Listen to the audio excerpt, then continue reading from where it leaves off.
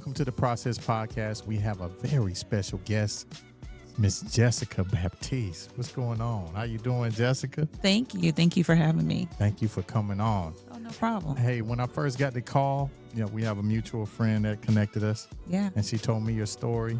I was like, man. And she was like, I think she want to get on the magazine. I was like, no, she going to get in the magazine, but we got to get her for the podcast because her story is just so amazing.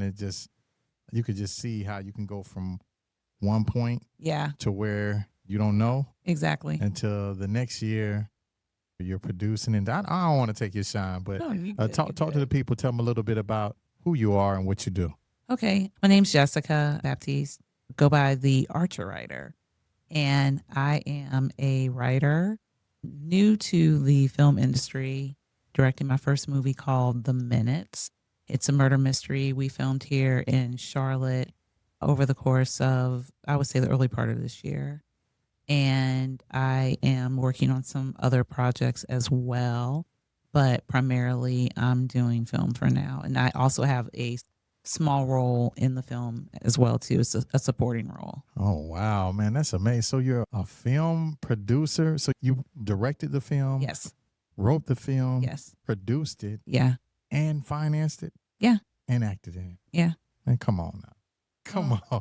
So what inspired you to do all of these things? Like, where did you get this idea from? I've always wanted to do film. I am a movie person, but more than anything else, I love writing. So writing has come to me since I was younger. I have to actually give, props to both my parents, but primarily my father, because he taught me how to read when I was 4 years old.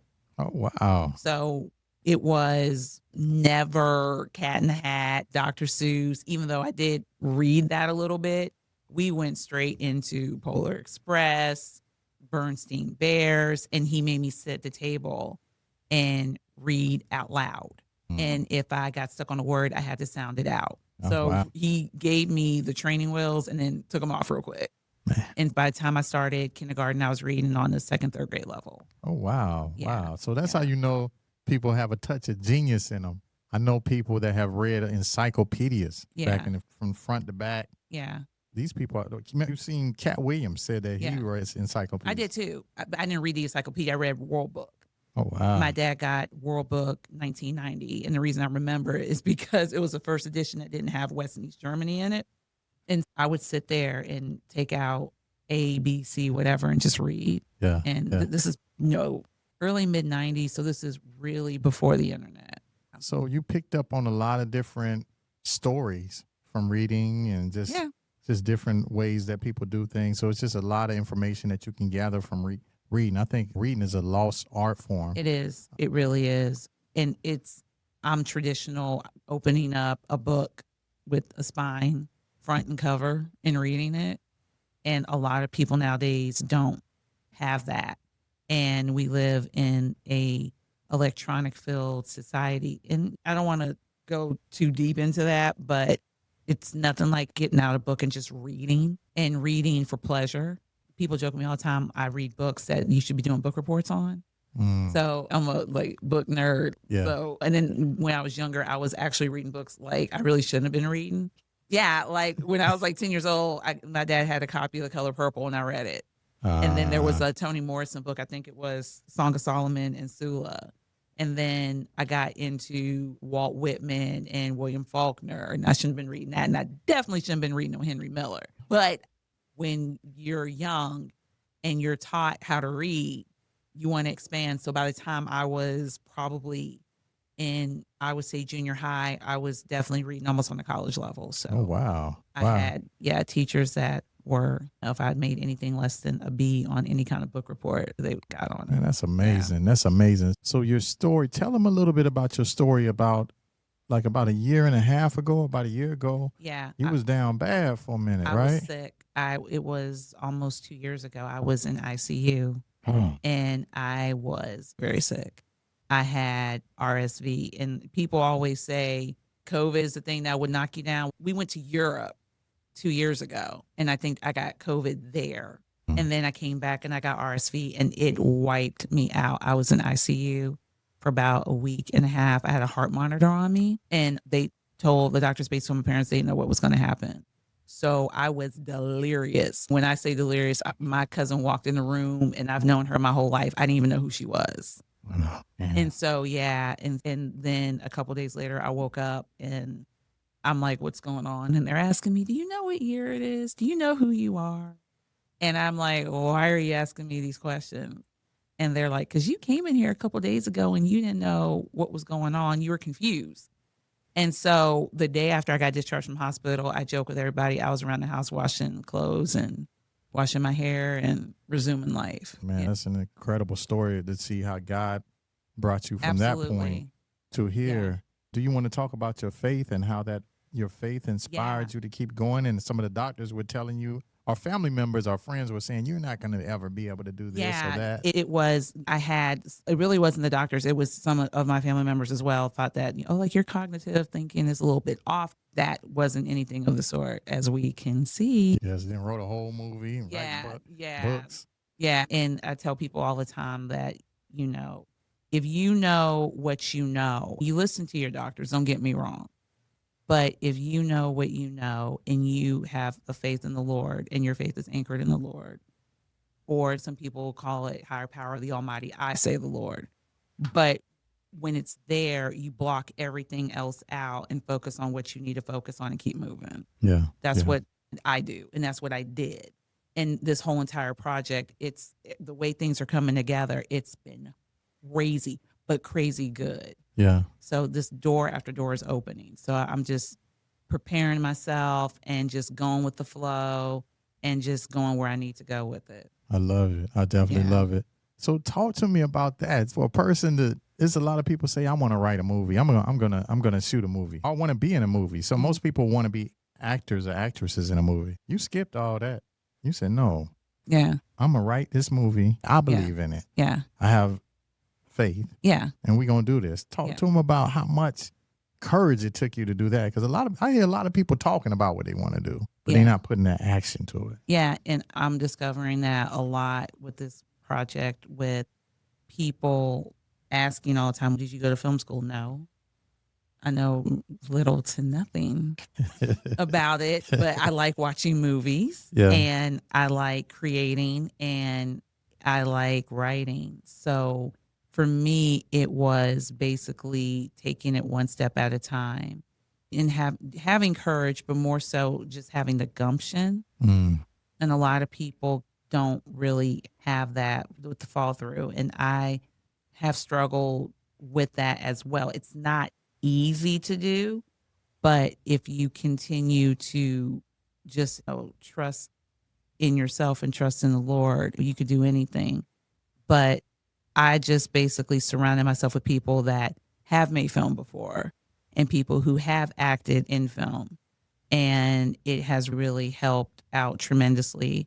One of my co-stars in particular, Kira, has been extremely helpful. And she's here if you guys can't see her, but one time for Kara. How you doing? Kara. Thank you. She'll be on the podcast with me. Another one I'm going to be doing in the next couple of weeks. But it's been me and her, like, just really grinding and just getting stuff together. Yeah. And this is a huge project for both of us. But we know at the end of the rainbow, there's that pot of gold. So that's what really keeps us going. But I find a lot with people that want to do things, they surround themselves with a lot of doubt and a lot of fear, and how you overcome the doubt and fear. What's worked for me is just don't lose sight and keep your eye on the prize and just block everything else out. You hear that? Yeah, because she does a lot. My wife does a lot of editing and, as you can see, filming. And just the other day, she was like, man, I feel burnt out. Yeah. I feel like it's just overwhelming. Sometimes the computer crashes when you're editing. And it's almost like the devil's, man, you ain't going to do this. Who you think you is? What you think you going to do? Exactly. But you got to keep on pushing through that because it's a bigger purpose. Exactly. Just because you're doing it from this show, are people seeing it? It's a young girl out there, or maybe not even young, maybe an older woman that inspired, that's catching inspiration from you just from watching your moves. Yeah. Yeah. And that was how it was with me when I was younger, because I looked up to a lot of other women writers like Dr. Nikki Giovanni was one of my favorites. God rest her soul. She passed away, I think it was earlier this year or last year. Zora Neale Hurston. I always said if I ever had a daughter, I was going to name her Zora. Toni Morrison, Alice Walker, Gloria Naylor, Judy Blume, Catherine Patterson, you name it. I read all their stuff. And so there was always somebody to look up to. I'm not there yet, but I know that I'm probably being watched in how I move, not just by the younger generation, but by my peers. So I really try to set a good example and give realistic outcomes and expectations of what this is and what it ain't, and try to keep it moving that way. And it's never too late. So some people think that I'm 50 or 60 and I wanted to do that at one time when I was younger, but I had kids and life happened. But what I like to tell people is you still living, ain't you? Yeah, I'll be 40 end of this year. See what I'm saying? Yeah. So why discount yourself Exactly. and say this is something I would have did, you know, when you can still do it if you still have breath in your body? Yeah. It may take, you may have to do it on a smaller scale and build up. That's what most people have to do. Yeah. And you just keep on building on top of that, just like everybody else does. Exactly. And that's actually great advice to give to just anybody is you guys stick on it. There's stuff that me and Kira have been working on. There's stuff that I basically been sticking on all year. And it can be a little bit too much at times, and you have to step away and then regroup and then come back. How do you handle the naysayers? What are you going to do? How are you going to do this? It's just too much, don't you think? Yeah. When I run into people like that, it's basically telling them, just watch me. Yeah. Just watch like this, that. Watch the space. I don't give it energy. So it's just watch me. If you watch me do my thing, then all your questions will be answered. Yeah. So talk about the time frame. How long did it take you to write and produce a project and put it out? I've been trying to do the minutes since before the pandemic. Okay. And every time the lead actress, every time I joke with her, every time that we tried to get something together, she got pregnant. So she actually, when we started to do the auditions and get everything together the end of last year, she was actually in her last stage of pregnancy with her latest pregnancy. So her son was born the day before my birthday. I thought that was really cute. And she brought him on set, and Kira had her daughters there, and they were watching him. Gotcha. So we were like, if anyone watches the teaser, like in the other rooms where the kids were. And we were there all day, like all day, filming and taking take after take. But it basically, I wanted to write the book, but I thought it would be a better movie. So it just came into a film. Gotcha. And I basically said, okay, I'm just going to go ahead and do this and see where it goes. And so we just started getting the groundwork together. And I met most of my co-stars last fall. And we basically did the auditions and did table reads and everything like that of getting it together, writing the script. The script that people are going to see on July 12th is actually the second script. And I had to do a quick rewrite. But me writing something is, I could do it in my sleep. Gotcha. So gotcha. It all that reading and stuff over the years since you were 4. So it helped. That's what I'm saying. It was like a basic training of what you're doing now. So I do believe that God knows what our future is going to be and how it's going to, but we don't know. So we're slowly putting the pieces together that he already knows. The seed was already planted. The seed's already planted, and people need to understand that God does not mess with free will. Free will is free will. Yeah. So if you have an intention, or there's an intention set on your life, and there's things that you have to do. I tell people all the time, there's this book that when I was younger called Choose Your Own Adventure. So you basically, it was one of those little book fair book things. So basically you would have a story, and you said, if you want to do, I don't know, if you want to steal the apple from the store, turn to page 4. If you want to not steal the apple and buy it, turn to page 6. So that's how life is. Yes. And we have to understand that if we have something already set for us, that it's up to us to get there, but we need what I call tech support, which is the Lord. Yeah. And people around you helping you to get there. But it's a lot. You have to roll with it. So what are some of your favorite movies of all time? What's your top 3? I'm gonna say 3. I know it's probably way more. If I had kids, it's like picking my kids. I got you. I would see, this is hard. Okay, a lot of the movies that I like are so out there. I'm a huge Spike Lee, Quentin Tarantino, Martin Scorsese, Stanley Kubrick person. So all my favorite movies are different genres. Gotcha. So this is hard. I would have to say my all-time favorite movie as far as the cinematography would probably, this is really hard, would probably have to be an older movie. And I would definitely go with Dr. Strangelove with Stanley Kubrick, because he used a lot of bright colors and he had different camera angles that came into popularity. As far as the writing, and I know this is probably a movie a lot of people probably haven't heard, and shouts out to my cousin Noelle and I, because we used to watch this when I was younger. It's a movie called Heathers. Okay. It's one of the first ones Winona Ryder and Christian Slater did. The writing in that movie is perfect. It's so good. It's a dark comedy. It basically has a cult following to it. I think they remade it, but I don't think the remake is really good. But very good writing, and I know that movie by heart. I can recite every single line from Heathers. Yeah. I think that's pretty cool. That's what we do now. It's easier now on TikTok. People are just mouthing things from different scenes of movies, but a good movie never goes away. It lasts forever and ever. Yeah. I think that's I dope. may watch Heathers tonight, but man, check it out. You can check it out again. Yeah, I'm gonna watch Heathers tonight, because that Heathers, and then also I like Goodfellas. Okay, yeah. Goodfellas is actually the first time I saw Goodfellas was with my grandfather, and we used to watch Dirty Harry and a bunch of other crazy movies I wasn't supposed to be watching. But he encouraged if I wanted to watch something, as long as I guess I was with him. Yeah, he really didn't care too much. Yeah, that's dope. So what type of? I'm gonna switch it up a little bit. What type of music you listening to? What you like? Oh Lord. See, that's another one. I know. But you bumping now? What's heavy in rotation? It ain't got to be nothing current. It can be just whatever you vibe to. One of my all-time favorite groups is actually reuniting, and they recorded an recording album. That's Bone Thugs. Yeah. They dropped a single about a month or two ago. Yeah. So Busy Bone was crazy with it. Busy's my dude. He still got it, man. Yeah, for sure. Some people just different with it. He has a really nice singing voice too. Yeah. Man, you're just inspiring so many people. Thank you. What's next for you? Do you have any plans to write?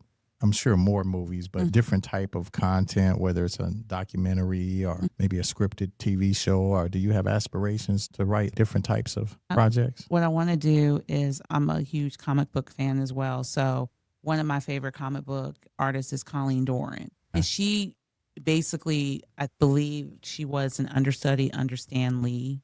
I don't know. I follow her. She and I communicate on Instagram. Okay.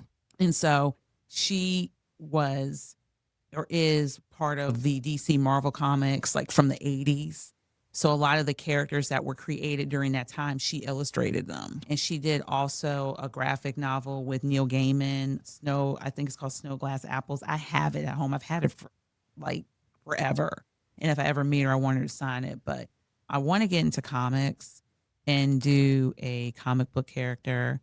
I know I sent you the sample of my audiobook, Morgan's Apple Tree. Yeah, that was dope. Yeah, and I'm thinking that I may create Morgan into an actual comic book character, because I had a friend of mine do a painting of her. So I think I'm going to do that at some point. More scripted stuff. I would say I may do a documentary. I've always wanted to do a historical documentary. The one I really wanted to do, and it probably would be very difficult to do, would be on Fannie Lou Hamer. Okay. I think one rapper, somebody was going to do one, like a documentary on her, and I don't know what happened with it, but how instrumental she was during the civil rights movement. I think that her story needs to be told.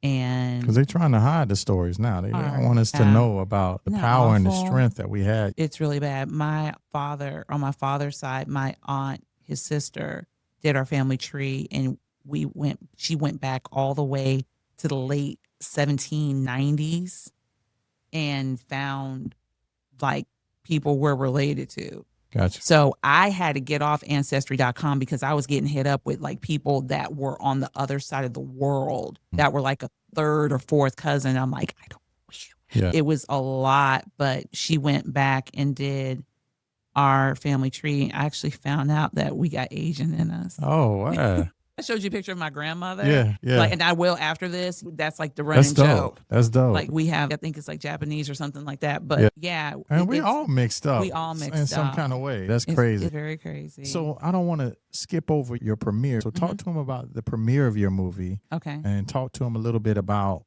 what the movie is about. The movie takes place during the pandemic here in Charlotte. And it's a murder mystery. It's got a little bit of something in it. I tell people all the time, if you ever watch the show Big Little Lies with Reese Witherspoon, Zoe Kravitz, it's like that, but more ratchet. Okay. Like my character's name is PJ Polly Jean, and she's a veterinarian. Okay. But her and her cousins, really her cousin's a little bit about that life. Like her cousin's main character, Friday, is actually just, I don't care. I don't even know how she you lit, describe huh? She, Yeah.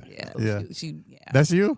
No, she's not. No, Yeah. she's Ronnie, Okay. the other madam. Gotcha. They got one of them. They got one of them. They got that in there. Basically, one of their former spouses gets killed. Oh. And it's who actually killed them. And when people find out who actually did it, you're going to be like, what? Like, where'd that come from? But it's been a lot of fun doing that. And we're going to do the premiere at Zodiac Bar and Grill here in Charlotte off of Woodlawn on July 12th at 7 p.m. Okay. So if you're wanting to purchase tickets or you're wanting to show your support, feel free to look at our page on Facebook, The Minutes Film, and it'll have just all the information, everything on Absolutely. I love this, man. This interview just feels good. It don't even feel like an interview. I'm just talking to my homie. Yeah. Like I know you, you know what I mean? Yeah. And that's the best ones. And we talked about it in the hallway. I was like, look, we ain't doing nothing scripted. Yeah. We're going to this is a safe space. Exactly. We're going to talk about the movie and everything, but we're going to talk about you and celebrate you. Thank you. I want to give you your flowers for being so inspirational. I try. Sharing your story. Yeah. There's a lot of people out here that's hurting. They don't know what their next is going to be. They don't. And you just don't know that this may have inspired somebody to get out the bed. Yeah. For somebody to do a little more research and for them to go ahead and walk into their path and their season. Yeah. And if I could do that even a little bit, then I've done what I need to do. And it makes me feel all warm and gooey. But absolutely. Yeah, it's been fun. It's been a roller coaster. We got more coming and definitely more from the Archer writer and everything like that. So how can they reach you if they wanted to know more about get more information about you or your content? How can they reach you? Sure. I'm on Instagram. It's the Archer Writer 81. And also they could check out the film page again on Facebook. It's The Minutes Film. It's on Facebook. Okay. Good stuff. Thank you for being on the show. Thank you. And you came and there was no resistance. You were like, sure, I'll be on your podcast. Yeah. And that's love. That's what we got to do. We got to get back to building and just I agree. Not saying no. If it's not hurting you, if it's not going to shed you in a bad light. Yeah. Why not? If you have the time. Some people just may not have time. But most of the time somebody asks me something, I'll be like, yeah. I don't even ask about no money, nothing like that most of the time because I'm just trying to show love. So I appreciate you being on our show and blessing us. You're welcome. You always got to be prepared to do something off the cuff. Absolutely. It's been like, I don't predict anything. I don't really, I plan. I don't really just go into a situation and say it's going to be like this or today's going to be like this because you never know. Yeah. Things change in the blink of an eye. Yeah. Absolutely. Thank you. And I wish you much success. I know you're going to do it. Now, this is the first part of, you have a couple of parts of this movie, right? Yeah, it's going to be 3 other parts after this. And we have to regroup. And I haven't even started really focusing on part 2, but it's going to be 4 different parts. Okay. And after this project, I think I'm going to do Morgan's Apple Tree. So that's another one I'm going to film here in Charlotte. Okay. Yeah. Thank you. Great show. Thank you for being on. You're welcome. Thank you. All right. Let's go.